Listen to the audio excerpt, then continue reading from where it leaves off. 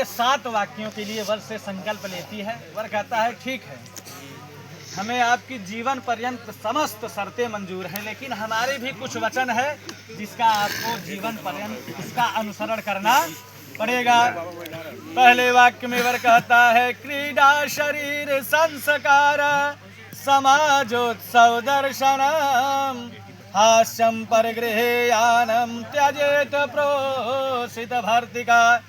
वर कहता है कि जब तक मैं घर पे रहूं आप आमोद करो, प्रामोद करो, साज करो, श्रृंगार करो, यहाँ वहाँ आना जाना करो, देवी देवताओं का पूजन अर्चन करो, लेकिन जब मैं घर पे ना रहूं तो इन समस्त बातों से आपको मुख मोड़ लेना पड़ेगा। कहा गया है सुना हूँ बचन मम पंच सुनैने मानव उराधे रजपिक बयाने प्रथम बचन तुम सुनाहु सयाने निर्मल मन कर राखे हूँ बाने मैं मंदिर जिस दिन नहीं हो तुम श्रृंगार करहु ना कोई। कि स्त्रियां श्रृंगार किसके लिए करती हैं? अपने पति को रिझाने के लिए करते हैं, अन्य को रिझाने के लिए कभी श्रृंगार करना नहीं चाहिए। और जब तक मैं घर पे रहूं आप साज करो, श्रृंगार करो, यहाँ वहाँ आना जाना करो, हंसी करो, मजाक करो, लेकिन जब मैं घर पे ना रहूं तो आपको एक मर्यादा के बंधन में जीवन यापन करना पड़ेगा।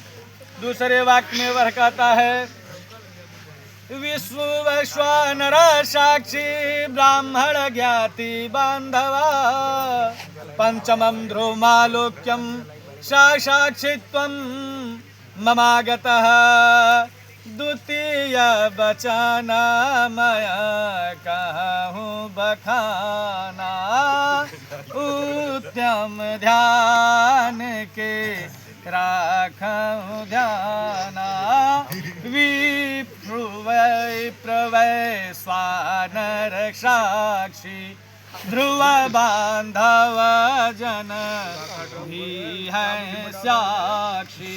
कहते हैं कि 8 प्रकार के विवाह होते हैं जिसमें यह ब्रह्म विवाह सबसे श्रेष्ठ माना गया। क्यों माना गया है? इसके साक्षी भगवान विष्णु कलशस्य मुखे विष्णु कंठे रुद्र समाश्रिता, यानी कि वरुण देवता में सारे देवी देवता समाहित हैं, अग्नि देवता, दोनों पक्ष के ब्राह्मण हमारे स्वजाति भाई बंधु। 5वां ध्रुव तारा, ध्रुव तारा सदैव हर कर्म का साक्षी बना रहता है, वो अपने स्थान से कभी अधिक होता नहीं। तो कहा गया कि लक्ष्य ना ओझल होने पाए कदम मिला के चल, अब मंदिर तेरी करम चुमेगी आज नहीं तो कल की। अब हम लोग 2 शरीर जरूर हैं, लेकिन आत्मा हमारा एक होना चाहिए, विचार हमारे एक होने चाहिए, लक्ष्य हमारा एक होना चाहिए। तीसरे वचन में वह वर कहता है तव चित्तम मम चित्ते वाचा वाच्यम न लोपयेत व्रतमेव सर्वदा देयं हृदयस्थम वरानने। वर कहता है कि हमारे चित्त के अनुसार चित्त रखना, हमारे मन के अनुसार मन रखना, जिन कार्यों को करने से हमें प्रसन्नता की प्राप्ति हो वही कार्य आप करना। कहा गया कि राखव मम चित्त मम अनुकूला, कि अपना चित्त हमारे हृदय में कोई भी बात चल रही हो, अगर मैं आपको कहने में संकोच कर रहा हूँ तो आप हमारे भाव भंगिमाओं को जाने और उसी की तरफ से आपका क्रियाकलाप होना चाहिए। चौथे वाक्य में वह कहता है मम तुष्टिष्ट कर्तव्यानां बंधुनां भक्तिरादरात् मम ज्ञा परिपालस्य पतिव्रत परायणे।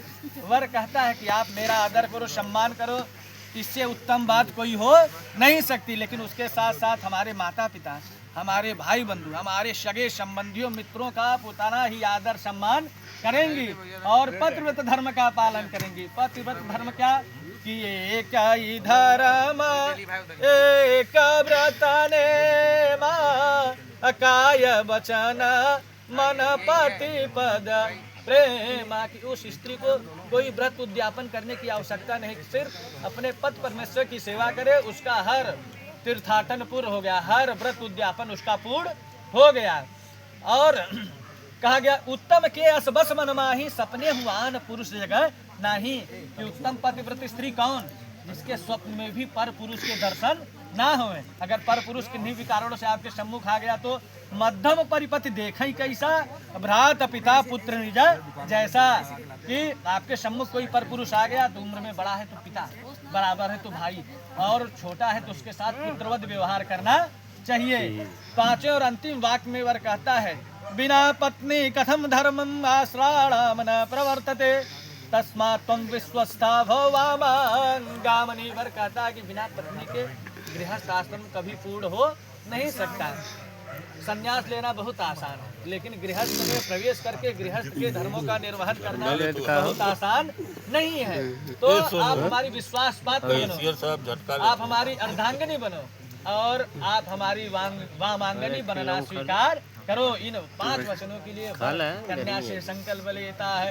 प्रेम से बोलिए सियावर रामचंद्र की जय, विष्णु भगवान की जय। ओम नमः पार्वती पतये हर हर महादेव।